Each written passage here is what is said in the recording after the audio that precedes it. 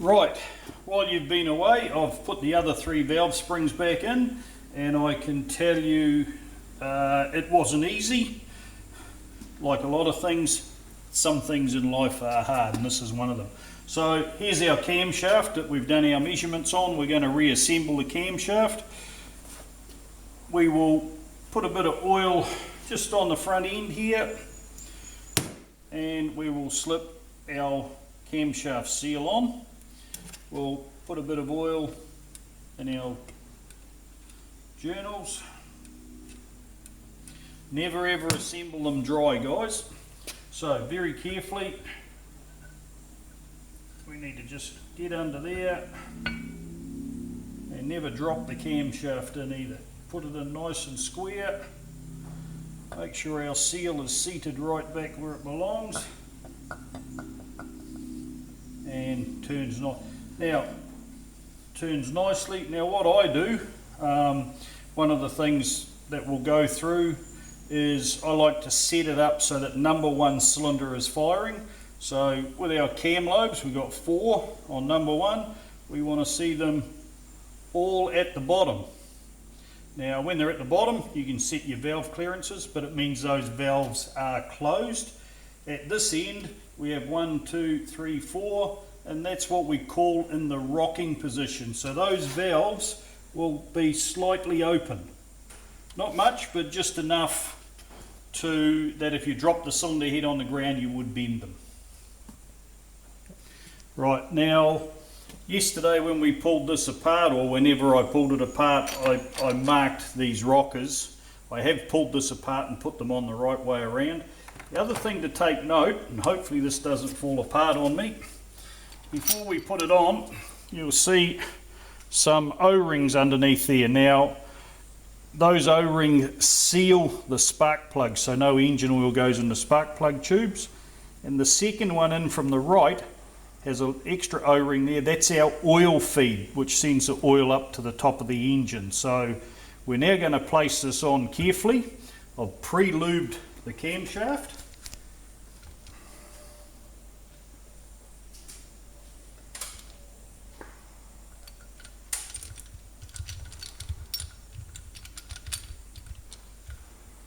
Now, there's always a bit of a trick to this, guys, so don't rush it.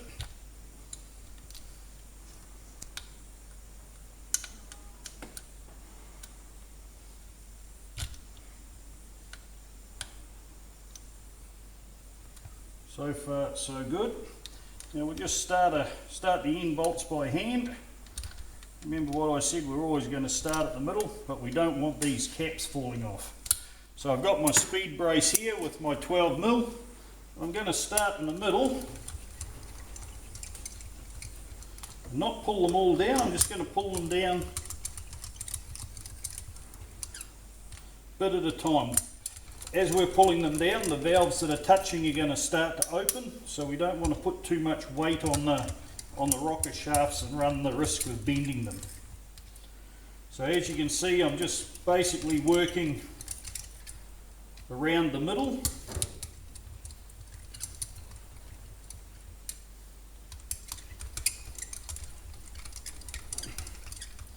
Now these bolts are all different lengths too, so if you get them in the wrong way around, you're going to create a problem for yourself.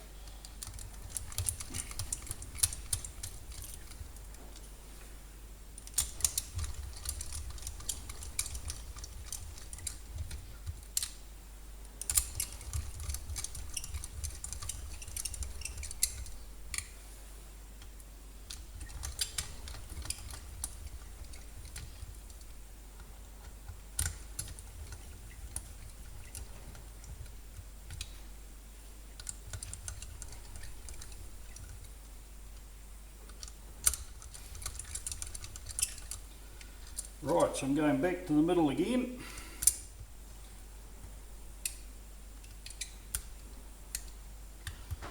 The reason we do it nice and gently is we don't want to bend the rocker shafts. If we bend them, we'll be making a hell of a mess of our valve train, and when it starts up we run the risk of not having the valves open, or even worse, open too far, and missed one there.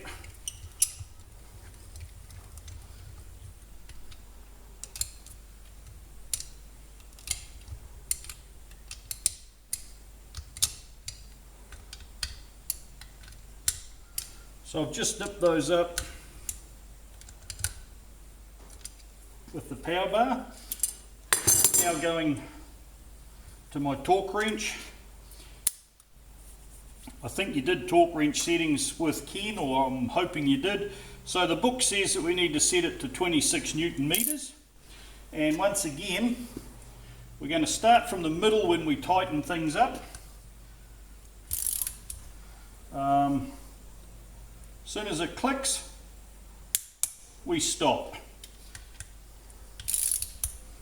Always pull a torque wrench towards you and never use it as a power bar to undo anything. They're a precision tool only for doing things up.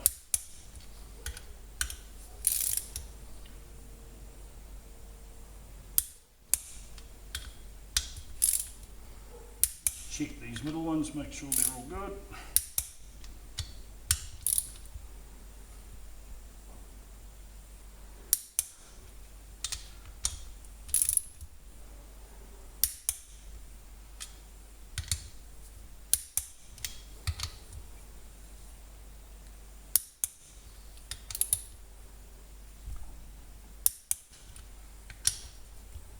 Now there is a sequence for doing these up, and it is in the Honda book.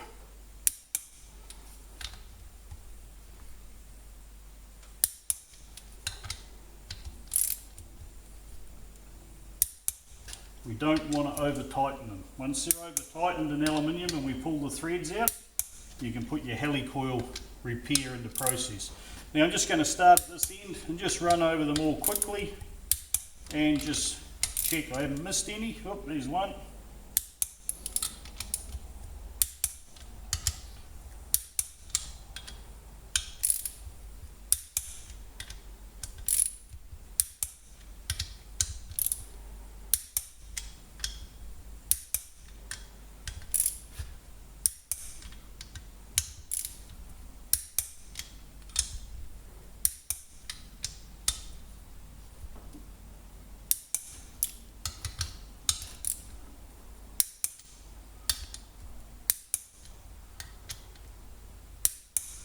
Right, now we should have some clearance there, which we have, which is good, so we're back to where we were a couple of hours ago.